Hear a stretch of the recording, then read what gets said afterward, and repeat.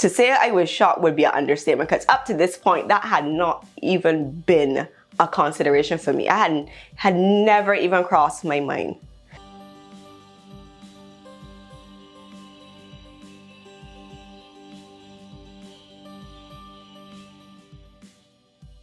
My name is Tonya Byer and I'm 40 years old. Well, my journey began in 2019, although I didn't know it at that time. So I had consulted with my doctor and she gave me some medication to take, told me to try this, tried it. 2020 now, I was still feeling really, really tired. And I'm like, I know new motherhood is rough, but geez. So what really alarmed me was the weight loss, because I was not a big person to begin with. So when I started losing weight, it was alarming for me. So I went back in October. I'm like, I'm taking this medication all the time and I'm not feeling any better. And I'm losing all this weight. So, you know, what next? What else can we check? What else can we do? So she's like, okay, well, have a seat. You know, the usual. I'll check your weight. I'll check your blood pressure. We did that. And then she's like, okay, come over here and let me just do a breast exam, because she does that occasionally. And she sat and she's like, wait a minute, there's a lump here. I'm like, oh, girl, you know these all is lumpy. But she's like, no, she's like, okay, you know what? Let's get this checked out just to be sure. I'm still not worried. Still didn't know I should have been worried. So then she's like, well, I'm going to transfer you to a specialist that I know. And he will take a look. We did the biopsy and the results came back as cancer. So to say I was shocked would be an understatement, because up to this point, that had not even been a consideration for me. I had never even crossed my mind. So then we kind of had the meeting and just went through what happens now, you know, what are the next steps from here. So then I was like, you know, give me some time. Let me think it over. He was really eager to proceed. He's like, you know, I could have you in surgery in 2 weeks. I'm like, dude, no, you could, but we ain't doing that. You know, give me some time. I'm going to enjoy my Christmas and then we could link up in January and let me start my new year, which then would have been 2021, with this journey really underway. So I did that and I had my surgery in January 2021.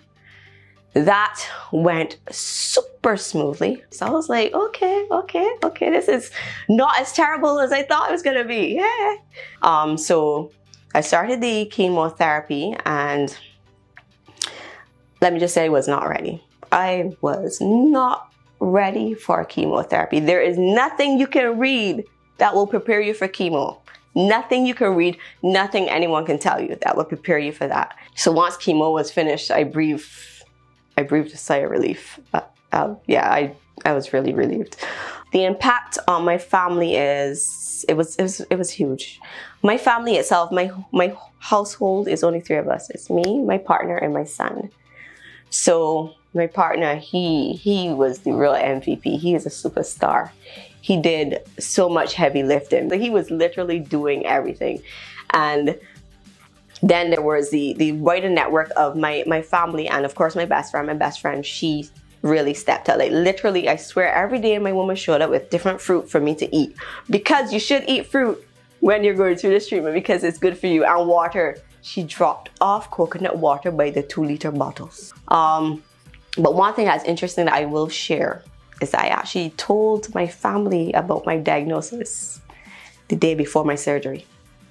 I told them the day before I went into surgery about my diagnosis, and that was done consciously because at that time, and I told my best friend later too, at that time I was dealing with it myself and I did not want to have to deal with other people's emotions.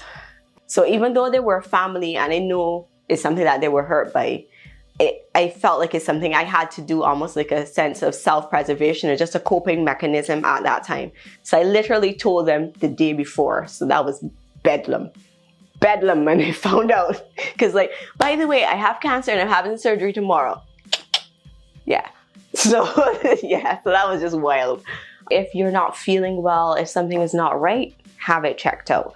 And there's nothing as critical as maintenance, because if you're consistently going to your doctors, consistently doing your self-breast exams, consistently having your mammograms done. I know mammograms are not a thing for people my age, so that's not even on our list of checklists, but that's where the self-exams come in. So just make sure you do those things. And even if it's something that might seem minor, or something that, well, let me just say, there's nothing that's minor. Have it checked out. So if it's anything that you say, oh, this feels weird, don't just write it off. Have it checked out. And if it turns out to be nothing, yay. If it turns out to be something, then you probably would have caught it early because you've been checking and you've been doing the tests.